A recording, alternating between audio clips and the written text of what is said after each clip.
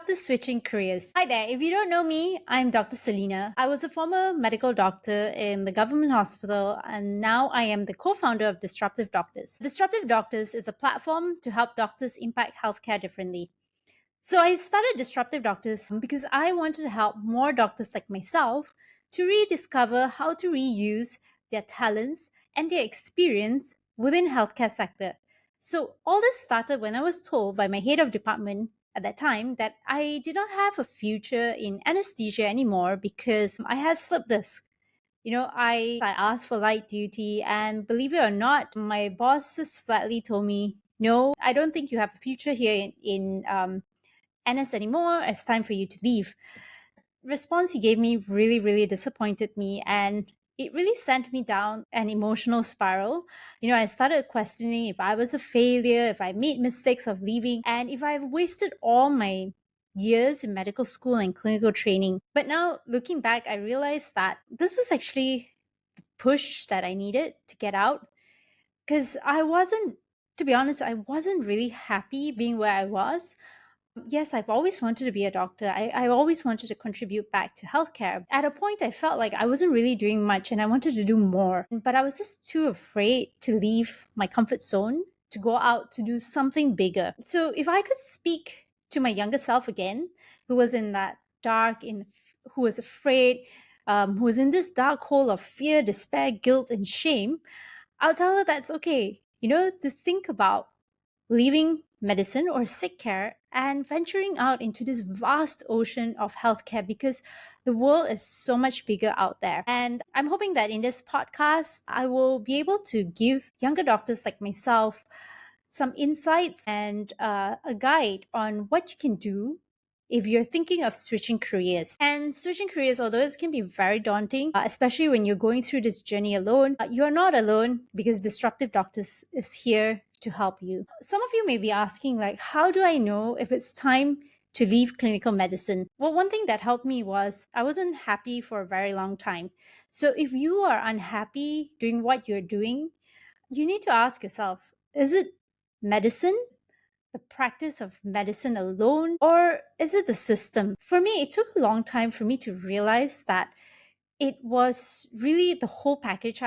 Yes, I was in love with medicine, but I wasn't really happy with the system, but I wanted to do more. So what would help is, for you guys, if you're thinking about switching careers, whether to leave clinical medicine or not, and you're torn between your love for medicine, wanting to do something else, what you could do is write down a piece of paper. On this piece of paper, start listing down one side all the things that you love about your job and all the things that you hate about it. You'll be surprised when you actually put things down on paper, it becomes clearer what it is that you want.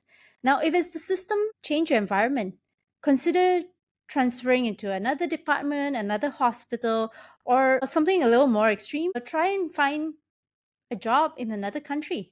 Try to move another country to practice medicine. There are so many other opportunities out there. You can try the UK, US, Australia, and even Singapore. In Disruptive Doctors, we've actually helped a couple of doctors move over to Singapore to continue their medical practice there. And some of them are really happy being there. We also are helping doctors to transition to move to Australia to continue practicing medicine. So if you are looking out, you want to continue practicing medicine, but just not where you are currently. If you want to try practicing in another country, do reach out to us. That's what Disruptive Doctors does. We're here to help doctors impact healthcare on a different scale. Once you write down on this list of yours, if you realize that the list is longer about all the things that you hate about the job and it has nothing to do with the system, then it's time for you to actually start planning and thinking about a transition. The transition process alone can take anywhere between 6 months to 2 years, right? For me, it took about, I think, a good 12 months to for me to finally come to terms that I actually don't enjoy this anymore. Yes, there are parts of medicine that I enjoy, the procedures, diagnosing patients, but I couldn't see myself doing this on a long run. Bear in mind that it's not just about transitioning and getting a new job. There's also that emotional turmoil, the grief, the guilt, the shame. For some of us, our family hold us to the highest esteem because we're doctors, right? When you're no longer practicing, you're going to face stigma from your family, not just family, but the fraternity, the medical fraternity. People might, you might feel like they're judging you for leaving, for abandoning the profession, but the fact is, it's really about you, right? What do you want? So I had thoughts like, I'm a failure. What would people think of me? This really haunted me for a very, very long time. Yeah, it took me about 12 months um to really coming to terms to what it is that I've done, leaving medicine for good. So, yeah, that's what I could advise those of you who realize that medicine's no longer for you. Start planning that transition. Um, Start thinking about what it is that you want to do. If you're confused and you don't know what to do, Disruptive Doctors, we have a flagship program. It's called the Non-Clinical Pathfinders, designed to help doctors like you figure out a more fulfilling career. And we have a framework that works. It's a step-by-step process, and this action plan, this game book, will be tailored specifically for you. Now, it's very normal. A lot of people will say, I don't know what I want. And I think that's pretty normal. We've been conditioned by our surroundings on what we don't want, but never focus on what we want. So, again, I think writing this all down will really help you find out what you want. Think about what did you do to get here, the decisions that you made, the steps that you took, and personal issues that, your life brought you here. Some of you may be asking, should I take up a MBA or some other master's degree or a postgraduate program? The answer I would say is it depends. It really depends on your specific career goals, your motivation, and what experiences you already have, right? That's why I say it's very important for you to list down and decide first your direction, where you want to go, what it is that you want to achieve.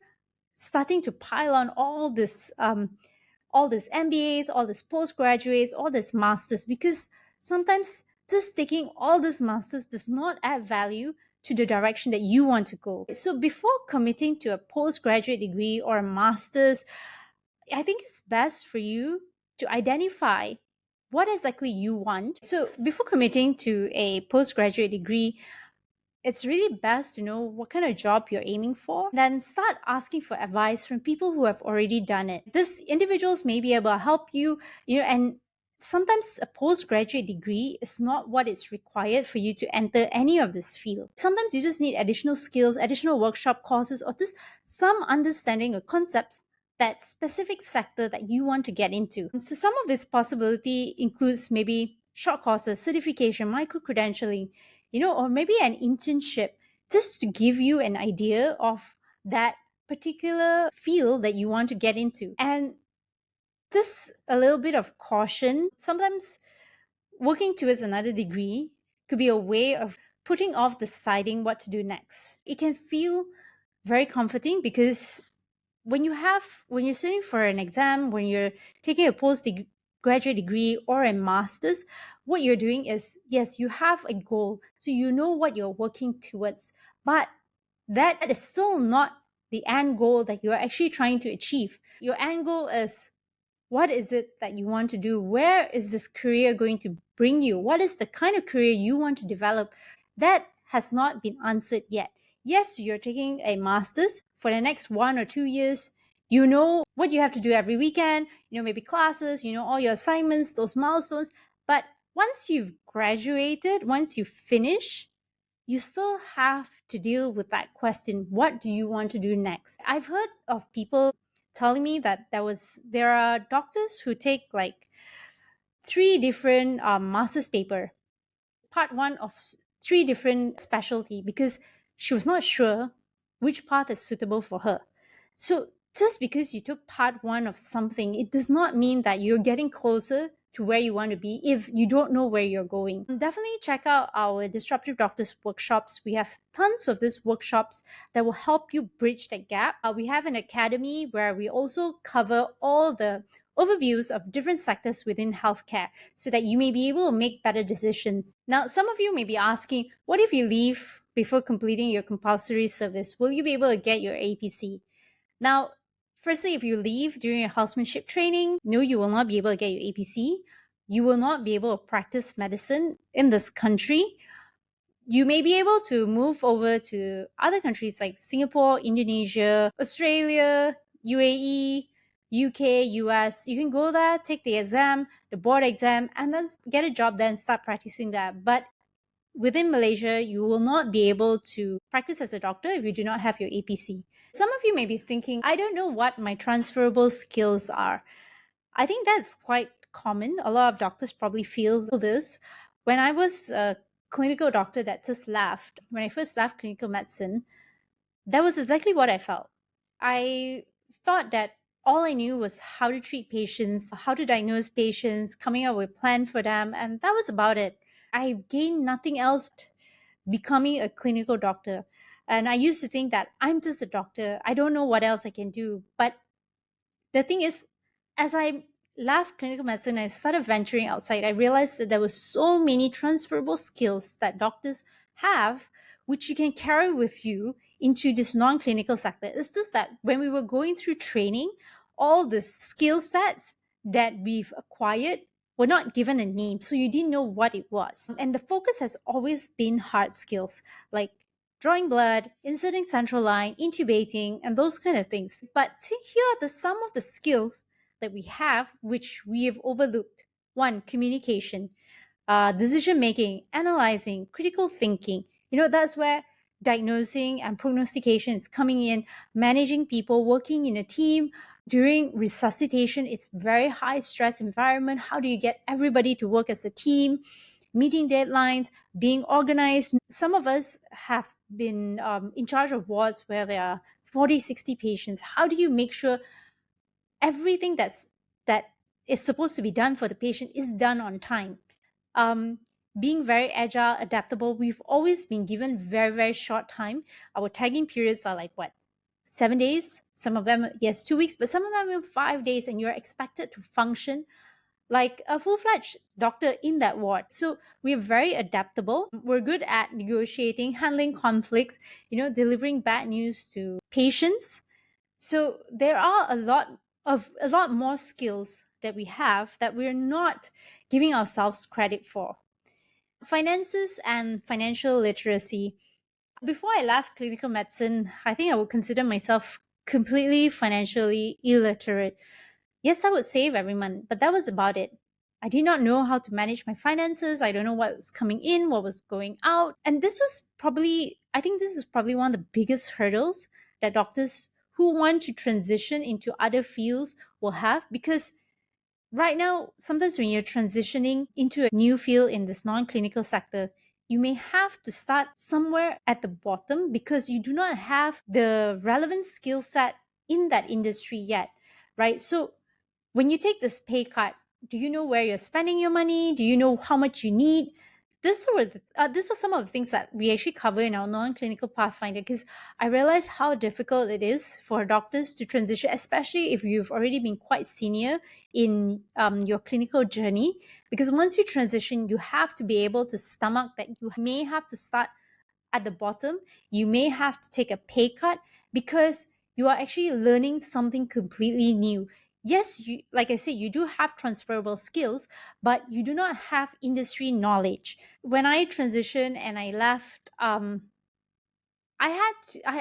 actually spent a whole year learning how to manage my finances, understanding what was in, what was out, and that really helped me build Disruptive Doctors as it is today. Should I take a pay cut to jump into a completely different career? Now, I would be lying if I said that salary and money is not important when seeking for a career change. Yes, it is important, but it should not be the sole determining factor.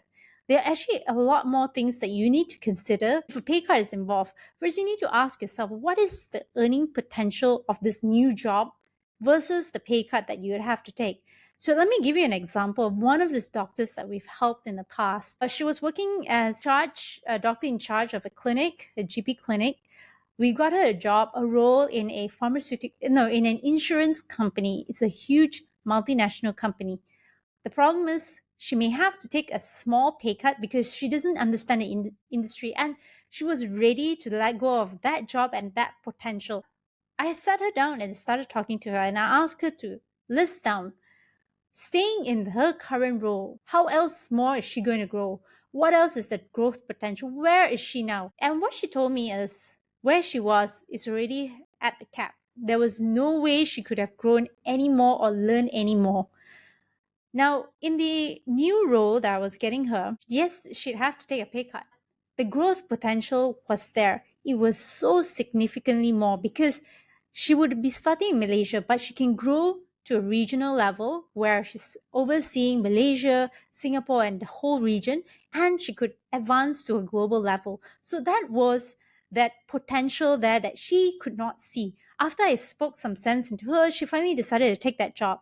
So fast forward 2 years later, from a medical lead role, she's now regional manager of Southeast Asia in that TPA company. So there are many of this non-tangible that as doctors, I think we overlook when it comes to this. You only see the salary. Now, the salary that you're looking at is at this point, but you're not seeing the salary that it could be in the future. So now, depending on what your intentions are, this might be a game changer in your career. So bear in mind that you have limited knowledge and limited skill in this new job, and you will have to be learning on the employer's time, money, and resources. Steps you can take if you're thinking of a career switch. One, decide that you're going to make that career switch. Secondly, you need to understand yourself. Third, decide on which career you want. Where are you heading? What is the goal? Get your finances organized, set your goals, prepare your resume, apply for the job, prepare for the interview, attend the interview, reassess, and repeat the process. And lastly, network, network, network. People always hire people they know. So it's really important to be in the right network. A disruptive doctors has the right network. So many people that have came for our conference, our annual healthcare revolution conference, they've mentioned that they've made very, very valuable connections during our conference, and this has helped them to jump, get into that new career, and get that job that they've always wanted. So that's the power of a network. Networking and community. When I first started my journey of venturing out of medicine, it was a very scary and lonely journey because no one knew what I was going through. So most people I met were out of medicine and they could not fathom why I was looking for opportunities outside of medicine. And it was very, very draining for me to have to explain myself to them every single time. They would respond by trying to convince me to stay as a practicing doctor. And the medical fraternity has shunned me because I was no longer practicing. So I somehow became the enemy because I wasn't one of them anymore. So this is what prompted me to start this community, Disruptive Doctors Community, where all like-minded, forward-thinking doctors who deem themselves agile, innovative, and tech-savvy come together, share experiences, knowledge, and ideas so that we can all impact healthcare differently. It's a place where we no longer have labels of clinical versus non-clinical, and that's what Disruptive Doctors Community is all about. So I strongly urge you to be part of this community because you can really go far. You can really impact healthcare differently, not just by climbing up the ladder, but after that, you can help guide and mentor younger doctors who want to go through this path. So, for those of you who are wondering whether this is a big mistake, I think I've also gone through this whole turmoil for a very long time. Um, I've also wondered whether I've made a mistake. Some people have asked me whether I've regretted this. I think during the first 12 months of leaving medicine, it was really tough. I was really struggling with all this guilt and shame of whether I made a mistake. But after that, now I realize that no, I don't regret it anymore. I used to have a sense of regret for leaving because I was so good at what I was doing, and now I had to start all over again. But then I realized that life is dynamic and there are always stages. When you want to grow, you have to let go of what you are currently so that you can get to another position that you want. A lot of us got into medicine because we have good grades, want to contribute, serve the community, but there's no one size fits all. And there are many ways to contribute and serve. We just need to be a little bit more creative. I know what it feels like to be trapped thinking that this is the end of the world. But really, if you give it time, you will be able to achieve what you've set your mind to. And knowing that you are not alone and you can join others in this journey is incredibly empowering and uplifting. So one of the things that I think is really important is to keep improving yourself, keep investing yourself, and keep upskilling and reskilling yourself. Because when I left, I really had to have this huge mindset shift from a very fixed mindset, a very protected being in the government, to someone who has a growth mindset, who is ready to adapt, to embrace, to learn, to experience new experiences. And I had to be ready to invest in my own learning. One message I would leave with all of you is that if all else fails, you can always go back to doing what you're doing and become a doctor again. So I hope to see you guys more at our event, our conference, our Healthcare Revolution conference, where doctors are impacting healthcare differently. It's happening August 10 and 24 in Sime Darby Convention Center, and I hope to see you there.